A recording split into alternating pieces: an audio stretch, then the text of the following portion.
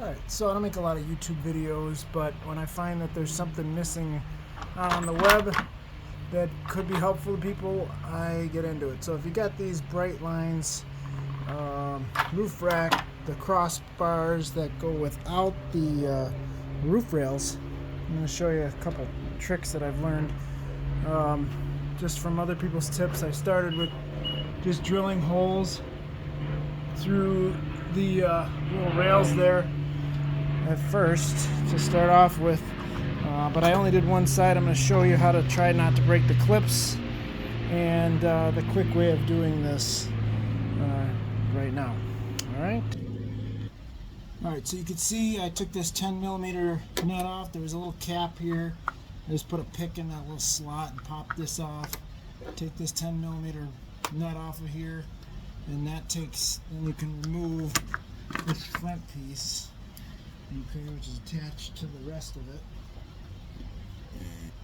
Alright, so I just use this nice plastic tool. It's made by IR Tools, but you can find it anywhere. And then what I'm doing is there's these little clips, and they grab underneath here on both sides. And what I found is that one side usually grabs a little bit more than the other.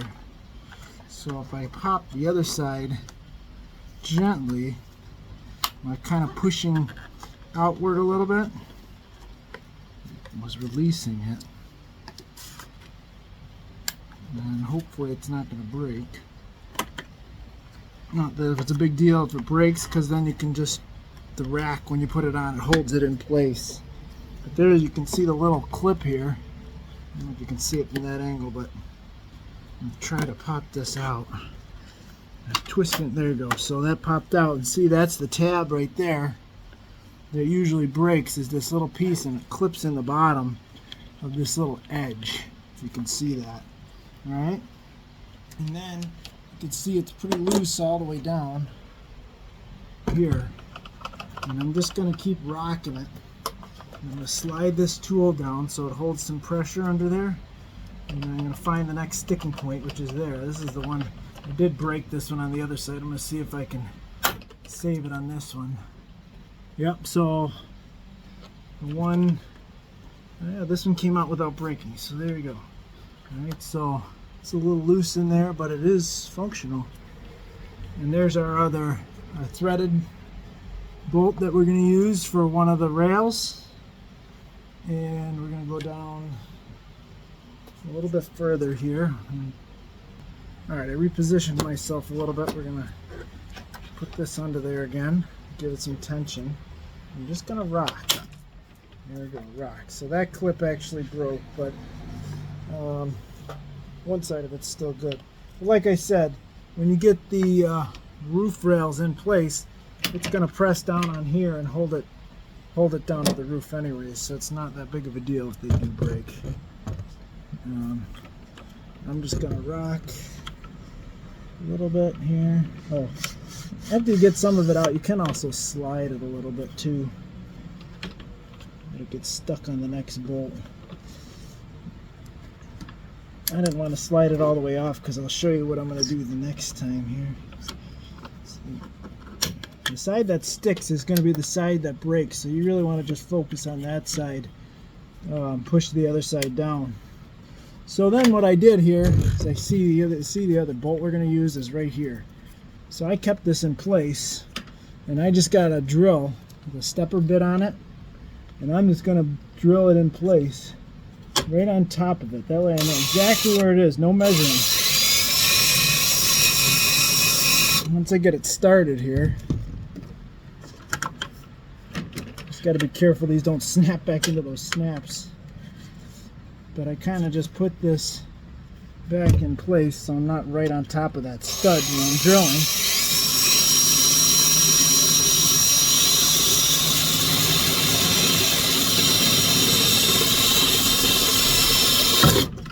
Alright, and then I'm just going to keep going.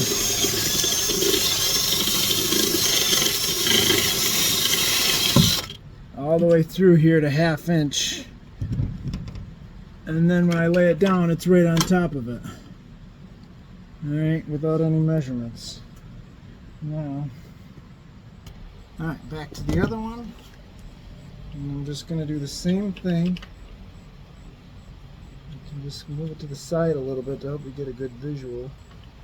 I'm going to start my hole. Accent. See, it grabs on back onto that clip, but not careful doing it this way.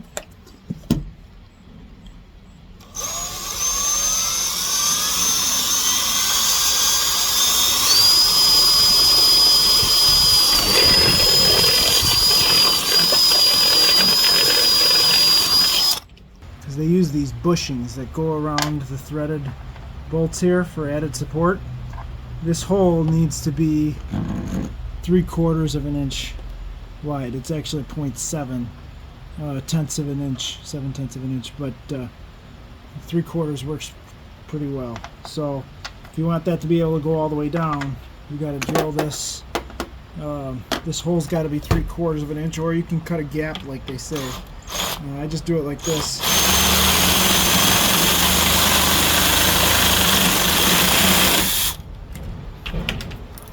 Kind of a crude way of doing it. I'm going to finish in reverse sometimes.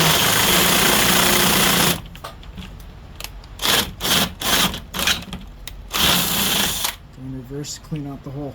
And I'll do that on the other one too. Alright, so I'm going to just put these bushings on here and there on the threads that I'm going to use. Slide this back into there, which you can't see, but I'll move the screen here.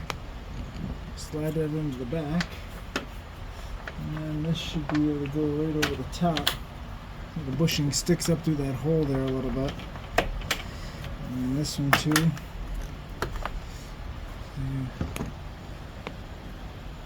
Right there, the bushing sticks up right through the hole a little bit. So I clip the rest of this down. Like I said, you don't have to worry about breaking those clips too much, because when you bolt the roof rails down, rack down, it's going to hold everything in place. But see, if you didn't drill those holes out big enough, that bushing would push up on the rail, this little weather stripping, and it wouldn't look so good. So the problem with drilling holes in here is they use these bushings, and if it's not exactly perfect, your bolt, when you thread it in, is not going to line up perfectly with the threads on the stud. So what I'm going to do is just take this out, and then I'm going to just use this little Dremel tool here to clean up this hole. Just widen it out a little bit.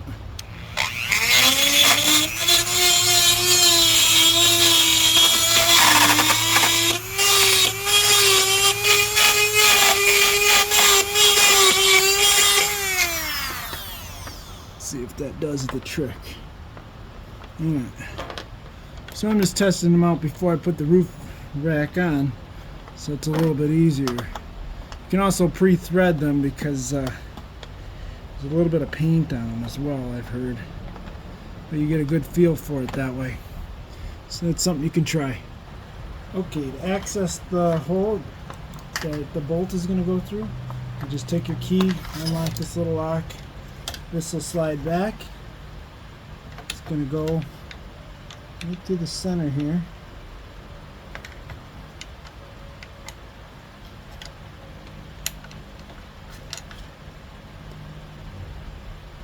Alright, so if you got one like mine, the center hole is not drilled out big enough in here. So I'm going to have to drill it out. It's 3/8 is what you need here. So I'm just going to drill it out. The rest of them are the right size, so must have been a mistake.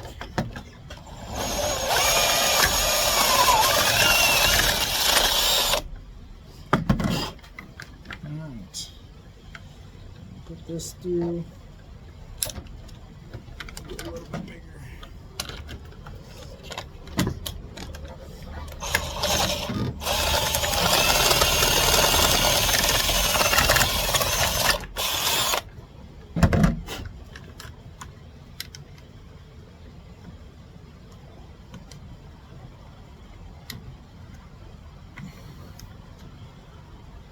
Alright, I got that hole drilled out to the right size now. Another thing people said was that you had to press really hard on this while getting it to seat down, so we're going to do that as well. Alright, so I got a 5mm Allen on a wrench here, and I'm just turning it, pushing down. Feels like it caught.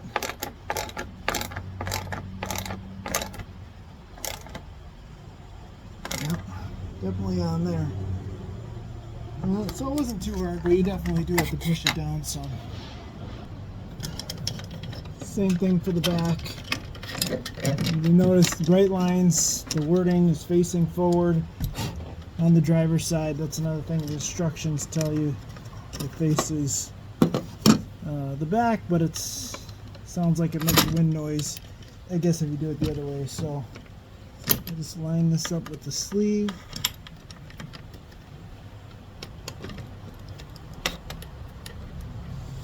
This in there.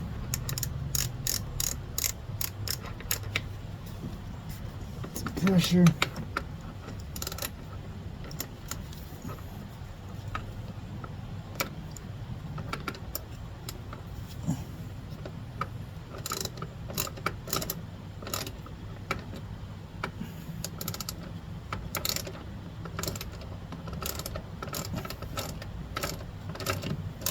Definitely easier with a ratchet instead of turning it by hand the whole way.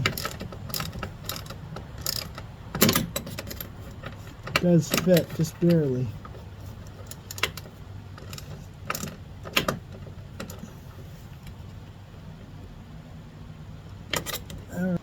Alright, so I got all those installed. Now I'm just going to take these little end caps off. That was the hard part, getting it on the roof. Take these end caps off, just kind of pull out, and then we're going to adjust. We're going to adjust inside here. That's where you're going to use your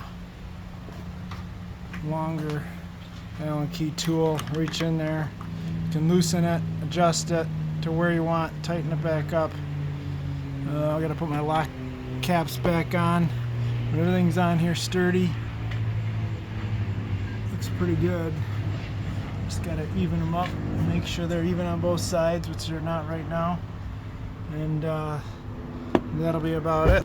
I just want to put this out there for people who are doing these. There isn't anything real good out there, so hope it helps you. And have a good day.